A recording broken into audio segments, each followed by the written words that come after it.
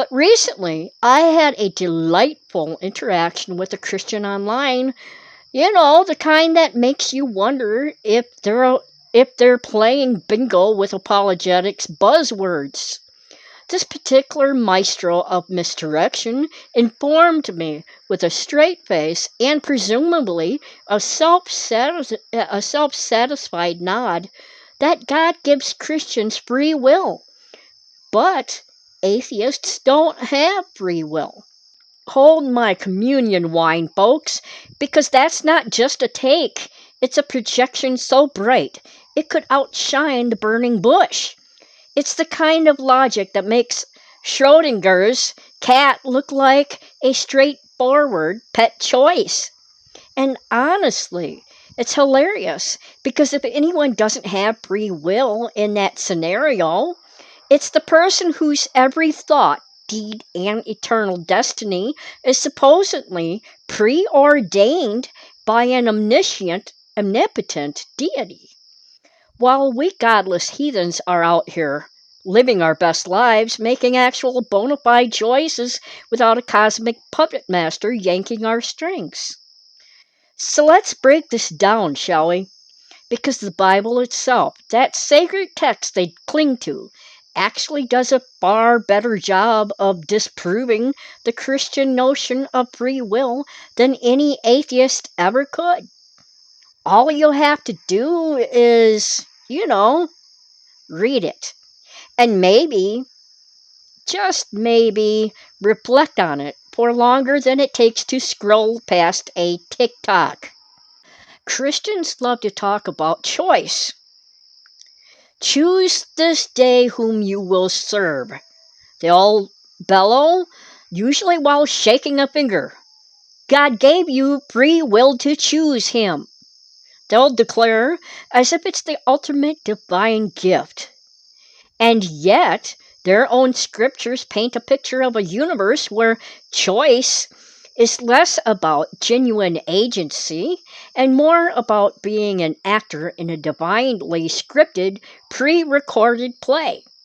Your eternal destiny was apparently decided before you even decided what to wear this morning, let alone what breakfast cereal to eat.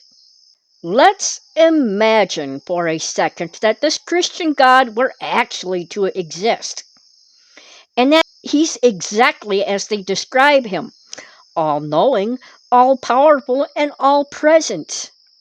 If He knows everything that's going to happen, every thought you'll have, every decision you'll make, every cookie you'll sneak from the jar, then how, in the sacred name of divine mystery, do you have free will?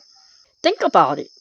If God knew you'd eventually convert or deconvert, had He not made whatever specific decisions He made, none of those things would have happened to begin with. He could have simply not created humanity if He didn't like the outcome. He chose to create a universe where specific events unfold, knowing exactly what those events would be. That doesn't sound like free will for us. That sounds like a meticulously crafted, millennia-spanning Rube Goldberg machine where every single domino has its pre-assigned tumble. The ball, my friends, is entirely in His court. Always has been. Christians cherry-pick verses about choice faster than a hummingbird at a feeder, but conveniently gloss over the rather inconvenient fact that massive chunks of their Bible absolutely scream predestination. We're talking about texts that suggest your fate was sealed, signed, and delivered well before your earthly debut. Forget the choose your own adventure book. This is more like read the adventure God already wrote for you. Let's crack open the good book, shall we? And let's start with a couple of Paul's letters, where he really lays out the cosmic blueprint. Romans and Ephesians. These are the theological heavyweights, not some obscure scroll found under a rock. First stop, Romans. Oh, Romans, you beautiful, brutal book of divine sovereignty. All the verses I'll be reading off to you today come from the New International Version of the Bible. And so we start off with Romans chapter 8, verses 29 and 30, where I quote, it says, "For those God foreknew, he also predestined to be conformed to the image of his Son, that he might be the firstborn among many brothers and sisters. And those he predestined, he also called. Those he called, he also justified. Those he justified, he also glorified." End quote. Did you catch that? The words foreknew, predestined, called, justified, glorified. Notice anything missing? Like, say, your active, uninfluenced decision-making processes? This isn't a suggestion. It's a divine assembly line. God foreknows. God predestines. God calls. God justifies. God glorifies. Where exactly are you in that equation, other than a predetermined output? It's like God has already filled out your cosmic report card, your entire life, your eternal destination, before you even showed up for class. Free will, terms and conditions apply, apparently. And those terms and conditions are, God already decided. But wait, there's more from Romans chapter 9. Paul is really going for it here, basically telling us to shut up and accept it. Romans chapter 9, verses 11 through 13, where it states, quote, "Yet before the twins were born or had done anything good or bad, in order that God's purpose in election might stand, not by works, but by him who calls, she was told, the older will serve the younger. Just as it is written, Jacob I loved, but Esau I hated." End quote. So before they even had a chance to pick their favorite color, God had made up his mind. Love for one, hatred for the other. Not based on anything they did, but solely based on God's purpose and election. If that's not predestination, I don't know what it is. It's the ultimate divine favoritism, where your entire existence is decided before conception. Kind of takes the wind out of the "you chose God" sails, doesn't it? It's more like God chose to love you, or not, before you were even a twinkle in your parents' eyes. And if you're thinking, but that's not fair, Paul has an answer for you. Because he anticipated that complaint like the good divine scriptwriter he was. Romans chapter 9, verses 19 through 21 says, "One of you will say to me, then why does God still blame us? For who resists his will? But who are you, a human being, to talk back to God? Shall what is formed say to the one who formed it, why did you make me like this? Does not the potter have the right to make out the same lump of clay, some pottery for special purposes and some for common use?" End quote. The old potter and clay analogy. The ultimate mic drop for free will. You're the clay. God's the potter. The clay doesn't get to argue with the potter about what kind of pot it's going to be, or whether it's destined for the display cabinet or the compost bin. It's an object created for a purpose by the potter's will. Your will? Non-existent. Your choices? Irrelevant. Your destiny? Molded. Next up, let's swing over to Ephesians. Paul's not done making us rethink our understanding of divine autonomy. Ephesians chapter 1, verses 4 through 5. It says, quote, "For he chose us in him before the creation of the world to be holy and blameless in his sight. In love he predestined us for adoption to sonship through Jesus Christ, and according with his pleasure and will." And it goes on to say whatever it says. This is the first part of it. And so, end quote. We're done talking about that particular one. So before the world even had a creation button pressed, you were chosen, not by you, but by him. Predestined for adoption, not you decided to be adopted, all in accordance with his pleasure and will. Again, the emphasis is entirely on God's active, preemptive decision-making. Your choices matter, Christians will say. The Bible whispers back, shh, God already handled it. And just to hammer it home with the cosmic sledgehammer, Ephesians chapter 1, verses 11 says, quote, "In him we were also chosen, having been predestined according to the plan of him who works out everything in conformity with the purpose of his will." End quote. Works out everything in conformity with the purpose of his will. Not works out some things or leaves some things up to you. Everything. If everything is conforming to his will, where does your free will factor in? It doesn't.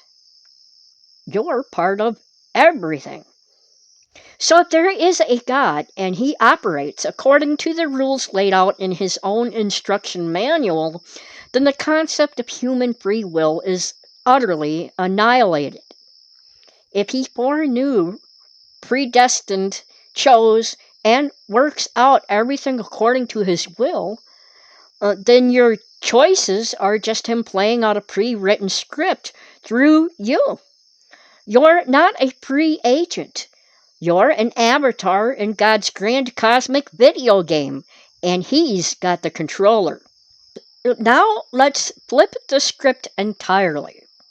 Because while Christians are grappling with the theological gymnastics required to believe in both an omniscient God and genuine human free will, we atheists are over here enjoying the unburdened freedom of actual choice. If there is no God, no divine scriptwriter, no cosmic puppet master, no all-knowing entity who has already etched our destinies into stone, then we are truly free. We are free to make our own decisions. Good ones, bad ones, hilarious ones, regrettable ones. And guess what? The consequences of those decisions are ours alone, not part of some mysterious ways master plan. We learn from them. We grow. We change. That's genuine agency. We are free to define our own meaning and purpose. No pre-assigned role. No divine calling we're trying to discern. We get to create our own values, pursue our own passions, build our own ethics, and carve out our own reasons for being. That's liberating. We are free from the shackles of predestination and eternal judgment. We don't have to worry if we're chosen or hated before birth. Our actions today generally matter because they shape our future, not some preordained one. We have genuine responsibility. Because our choices aren't divinely influenced or predetermined, we own them. We own our mistakes. We own our triumphs. And we actively work to make the world a better place because we choose to, not because a divine fiat commanded it. When that Christian told me that atheists don't have free will, It wasn't just projection. It was a profound misunderstanding of what it means to truly be free. If God exists and is as described in the Bible, then they are the ones living in a deterministic cage, albeit one decorated with the illusion of choice. We, on the other hand, are the ones free to roam, we atheists. Well, we're the ones free to roam, to explore, to decide our own paths in a wild, unpredictable, and wonderfully unscripted universe. It's the ultimate irony, isn't it? The very belief system that claims to offer freedom often traps its adherents in a theological paradox that makes genuine autonomy impossible, while the worldview that rejects divine oversight is the only one that truly allows for it. We are not automatons. We are agents. We are not characters in a play. We are the playwrights of our own lives. And that, my friends, is a freedom worth celebrating. I can already hear the keyboards clacking, the indignation rising, and the bless your heart brigade revving up in the comment section. Our usual uninvited Christian guests, bless their divinely predetermined hearts, will no doubt show up, proselytizing, projecting, and gaslighting harder than a Pentecostal preacher at a tent revival. They'll say, but God gives us a choice to accept or reject Him, while totally ignoring Romans chapter 9.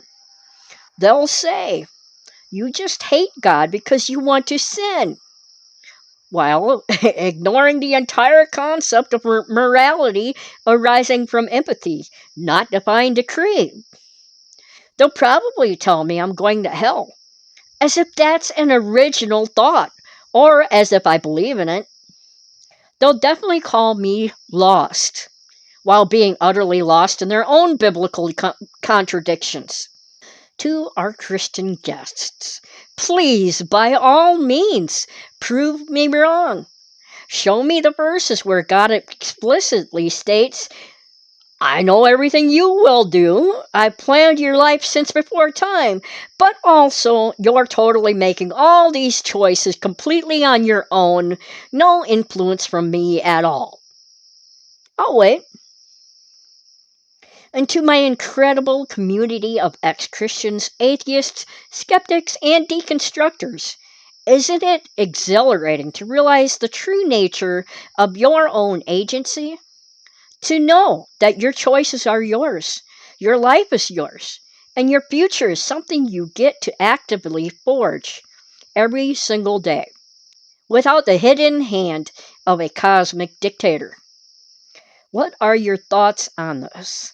Have you ever had similar conversations with Christians about free will and predestination? How do you feel about having genuine free will in a universe without a divine overseer?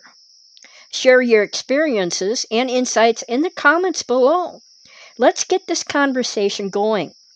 If you enjoyed this deep dive into divine absurdities and celebrated the glory of human agency, give this video a like, share it with your fellow truth seekers, and if you haven't already, hit that subscribe button and ring the notification bell so you don't miss out on more critical thinking fun. Until next time, keep questioning, keep exploring, and keep embracing your wonderfully free will. Thanks for watching. This is Kim McPhail. I look forward to the next time we talk, and bye.